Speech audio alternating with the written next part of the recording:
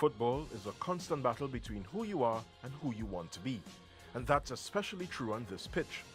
These are some of Trinidad and Tobago's most hardened criminals.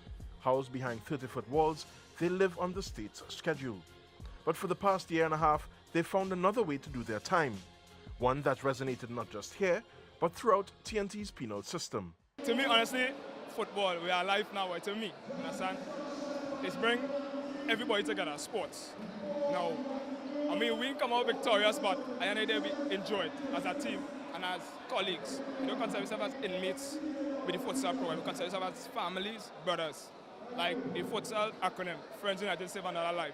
In 2004, Clayton Morris was charged by then TTFA VP Raymond Timke with introducing the sport to the country. Unique from other small goal forms of the game, futsal had to be taught.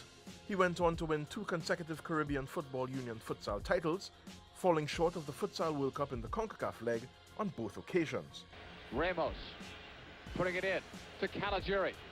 Beats the first man. A left-footed shot. Paul Caligiuri has scored a goal. The USA lead 1-0. The USA has realized a dream. They will qualify for the World Cup in 1990. In 1990, Morris, like many of his teammates, was a man adrift. I had this emptiness in me. He began his relationship with the incarcerated shortly after. When I started coming to the prison while going to Carrera and seeing what they offer down there with the sports and culture, and I got involved by helping them with equipment or what have you, and the rest is history. That's 28 years ago. And as UTT, you must have a social responsibility in the country that you help, these different communities. An invitation last Easter to a small goal competition at the Golden Grove prison opened another chapter in his football life. I sat there for about 4 hours and only 2 goals scored in open play. Because small goal, you stand up, and the amount of talent I saw, still have something to bring these guys from where they are to identify that talent, right? And the rest is history. That talent pool includes coaches and referees.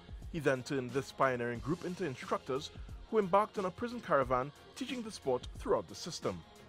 We go into the different prison, and these guys will be coaching those other guys. Give them a tip. We did a little thing where we have 2 or 3 of the guys share their testimony, where they came from, where they are with respect to futsal, and where they see themselves going. And then we did a clinic. We invite each of them to come on specific days to do a clinic, a practical thing. We're teaching them the skills and the difference between the 3 games. And here we are. With that now, we form the league. So the guys from the academy is being distributed through all these different teams that we brought for the clinic. Mr. Timke says the last 18 months has been all about changing the mindset of the men and women behind bars. So we've been here for the last year and a half, working with all the inmates with a view of changing the mindset. So in here you have Muslims and Rastas who are now in love because there's a mixture on the field. And there's no evidence that there's any acrimony or any anger or displeasure being among themselves. And this isn't just for kicks. Morris says these guys can play with the best of them. The quality here, these players could boost the present national futsal team. Because I brought some of the present national futsal players in here, and they got a licking.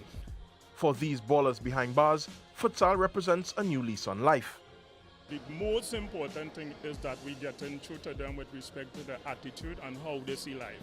And for me, I think that is a goal achieved, right? Because you're getting through to them and you're showing them 2 things. One, you, despite your circumstances, there's a talent and there's something I as a coach seen in you that I want to make it light, shine bright for you. Main thing for them is to give them something when God work it out that they be free, they could go back to their community with something positive.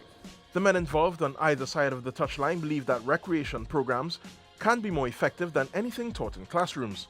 It allows the players to see the humanity in opponents who were sworn enemies just some months ago. It's bigger than you think it is now, but in a sense that for inmates from different prisons coming together as one, if you can take a look at the stands, you'll see where I'm coming from. It's a body love. Mr. Morris, Mr. Clayton Morris, bring together, I won't say the worst inmates, but troublesome. And if we could do this to bring those guys together, individuals, not from MSP alone, but 3 prisons, Port of Spain, Golden Grove, MSP, it's a blessing in disguise. It's a great program, and it's at a spread. The love at the spread out and out too. Advising that for coaches and all out there, get the little players, get the talented sportsmen out there. I know the out there, fellas, get the gun, take my advice. And that's football. Love is the answer. So in their everyday interactions, there's always some sort of effort to demonstrate love to their brother.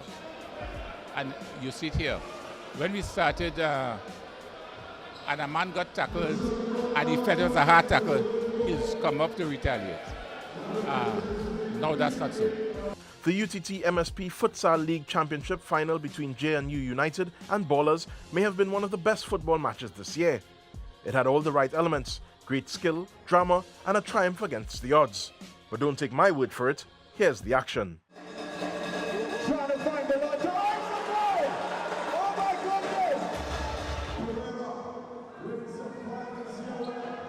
goodness! 4-1 at the half, Ballers well on top and looking all but assured of lifting the trophy. But wait.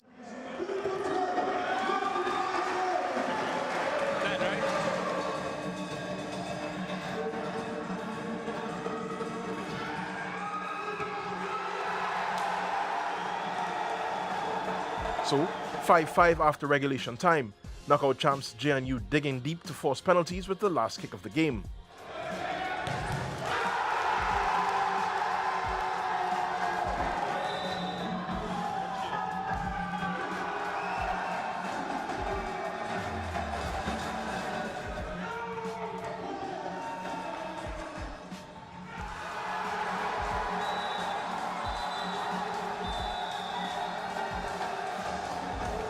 Dwayne Swan, the hero, in goal for JNU as they captured the league and knockout double. After the match, JNU player Akil Pereira said it was all about team spirit, especially after the first half. No, well, the halftime talk was really concerning that we ain't playing futsal all the time. Because the approach we was making in the game is not the futsal, we are studying to just attack them.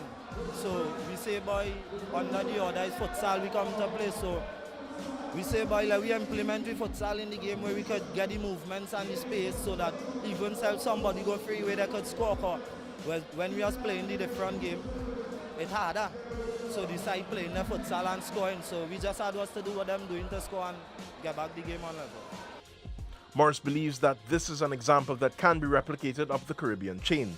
Somebody messaged me and they said they saw Colombia using the same futsal to help with the situation, with the violence in the different communities, right? And the thing is here is that, I mean, as I tell these guys and they say, Coach, we know we can't make, well, as I say, most of them 25 and up, we can't make no national team, right? So what they are telling me is that they prepare to take the knowledge and to pass it down. Right, and I think some of them come sometime, Coach, I have a son, I would like him to talk to him, to get him involved. So the whole thing, as I say, one generation plant the trees and the other get the shade. And they understand that, so they know they're paving the way for those to come. Because some of them in this situation been repeated and they don't want their children to follow suit. Alongside the prison authorities, former national coaches, TNT football stakeholders and the TTFA's technical director have all thrown their support behind the program. There are now 10 futsal teams behind bars. Prison officials have noted a reduction in incidents of violence since the futsal program has begun. Uruguay's Eduardo Galeano once said, "Good football players need not be titans sculpted by Michelangelo. In football, ability is much more important than shape, and in many cases, skill is the art of turning limitations into virtues."